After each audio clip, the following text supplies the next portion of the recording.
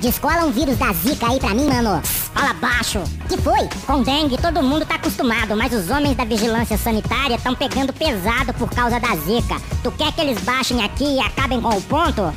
Foi mal, mas tu tem aí ou não? Velho, eu tenho dengue. Dengue eu já tenho. E não tá bom? Dá mais onda não, me dá Zika aí que falaram que o bagulho é louco. Velho, na boa, o Zaed tava tranquilo, a epidemia de dengue comendo, as autoridades dizendo que tava tudo sob controle, tá ligado? Ninguém tava nem aí com água parada, caixa d'água, mas tô vendo muito mosquito sangue bom dançando por causa dessa bosta dessa Zika. Só quero ver qual é. É assim que começa, depois tu vai querer mais.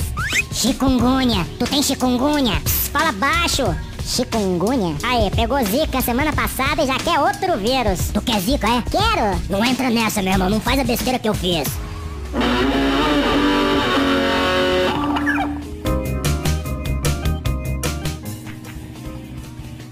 Qual é a desse chikungunya aí? Cala a boca.